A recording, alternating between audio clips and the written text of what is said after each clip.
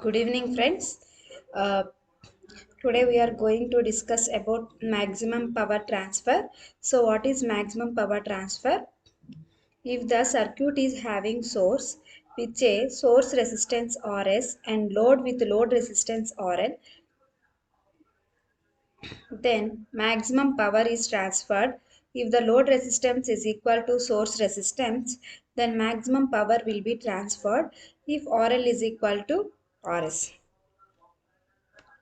So, see the network voltage source, mm, and there is resistance, source resistance, and load resistance are also connected, and the condition is RL is equal to Rs, ZL is equal to Zs. Okay, RL is equal to Rs and ZL is equal to Zs. Here the source resistance Rs is the part of the source. So source resistance is inseparable from source. So it is not possible to change. Now the transmission medium avoid the reflections when RL is equal to Z0, Rs is equal to Z0, and then the condition Rs should be equal to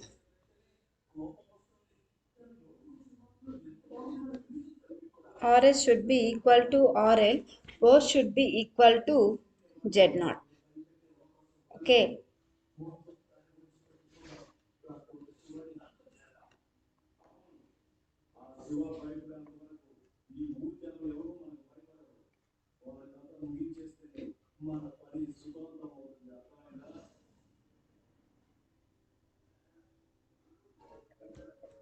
Next,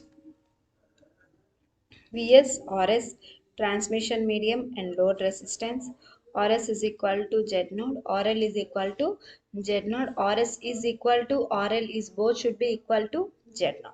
In this condition, not only get maximum power transferred and also no reflections echoing back to forth.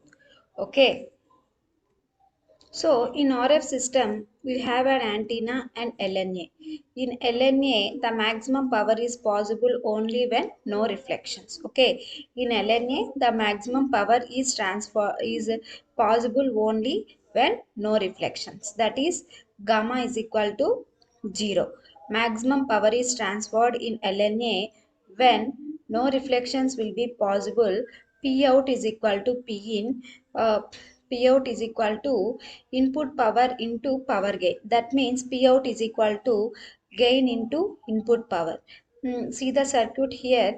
The antenna has the characteristic impedance of 50 ohms and maximum power will be transferred through LNA to the output section. So therefore, the output power of LNA in the is the input power times the power gain of LNA. Okay. For passive circuits, P in, P waste as heat, P out is equal to P in into power gain. Then input power is equal to waste power plus P out. Okay, waste power plus P out. Power gain can be defined as the ratio of output power to the input power.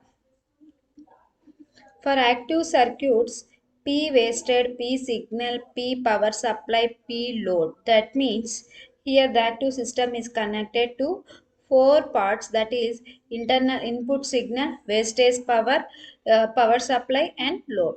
So P power gain Pg is equal to P load by P signal, and then P signal is equal to P load plus P wasted, and then Pg is equal to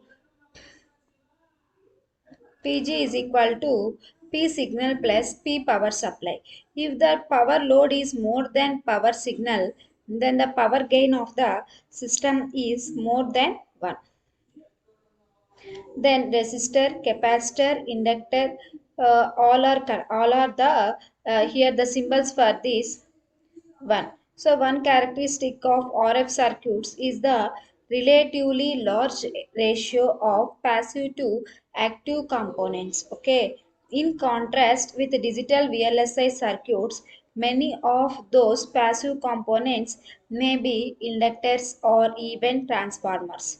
Now we discuss concepts that are useful in the design of RLC networks. So, RLC networks in RF circuits, RLC networks in RF circuits, they can be used to match or otherwise modify impedances. So, important for efficient power transfer.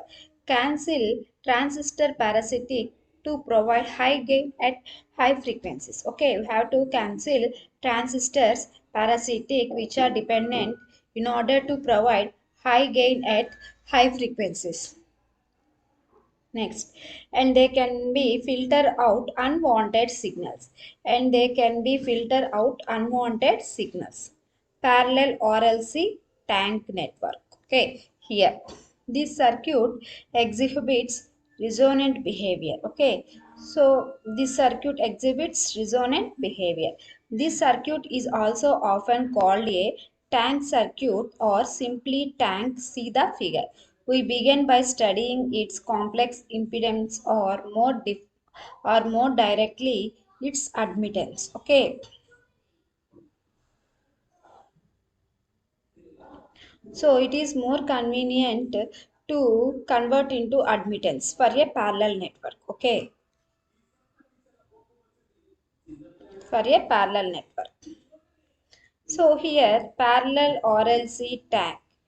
From the figure, what we can observe, V out by I is equal to, we are taking in admittance form, that is 1 by 1 by R plus 1 by j omega L plus j omega C is equal to Z equivalent. From the circuit, the admittance can be defined as Y is equal to 1 by Z. Okay, admittance Y is equal to 1 by Z. So Y is equal to G plus J omega C plus 1 by J omega L. So here we are taking it as common, that is G plus J into omega C minus 1 by omega L. At DC, inductor acts as short circuit, that means omega is equal to 0. Omega is equal to 0. So at DC, the inductor acts as a short circuit. So omega is equal to 0. Y is equal to G plus J omega C. Plus 1 by 0 is equal to infinity, that at tends that is equal to 0. At omega is equal to infinity, y is equal to infinity. So Z is equal to 0. Okay, Z is also equal to 0. Equal to infinity, yz is equal to infinity.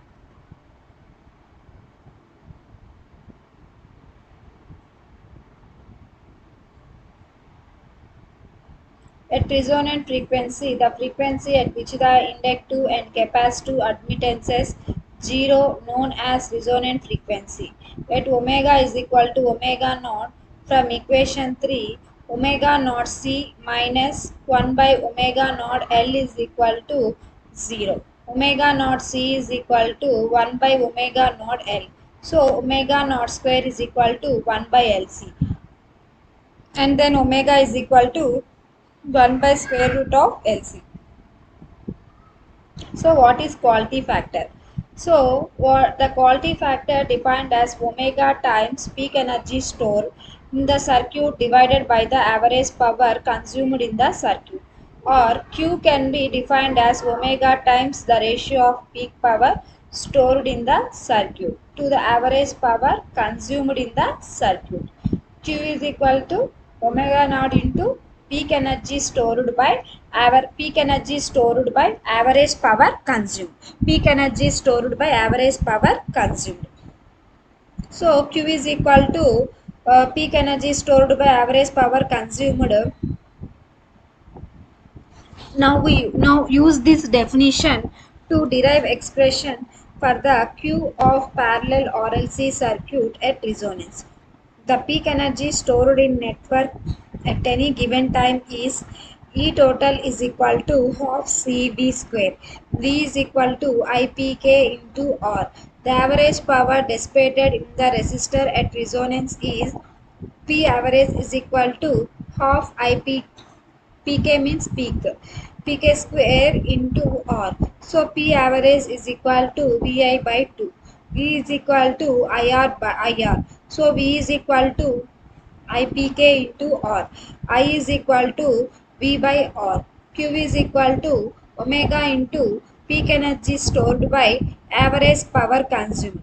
So the Q of the network at resonance is given by Q is equal to omega naught into E total by P average, that is equal to 1 by square root of LC, 1 by square root of LC into half C into IPK into R by half IPK square into R.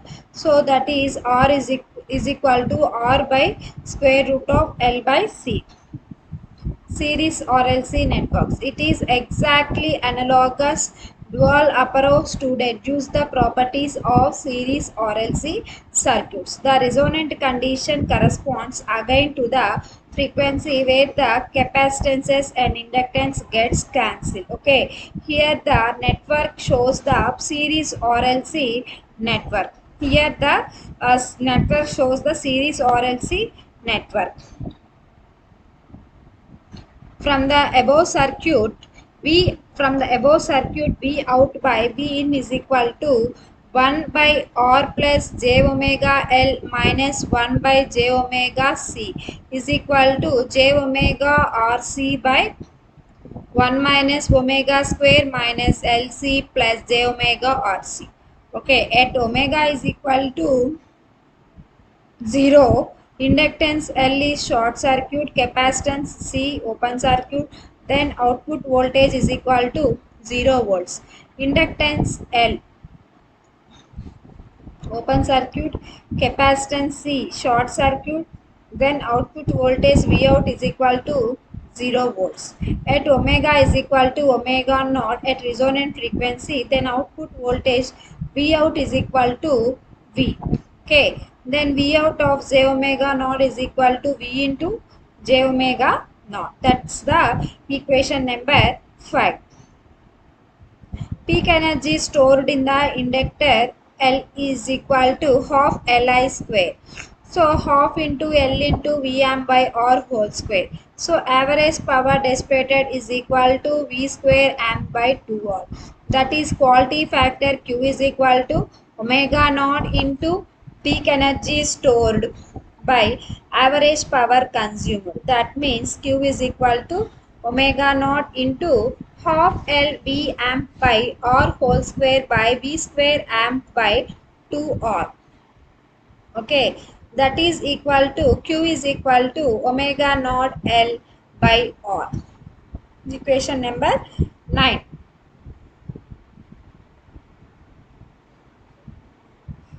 So Q is equal to here L by R of square root of LC. So square root of L square by R into square root of LC is equal to square root of L by C by R. Q is equal to square root of L by C by R. At resonance, the voltage across either the inductor or capacitor is Q times as great as that across the resistor. Thus, if a series RLC network with a Q of 1000 is driven at resonance with a 1 volt source, then the resistor will have that 1 volt across it. At a thrilling 1000 volts will appear across the inductor and capacitor.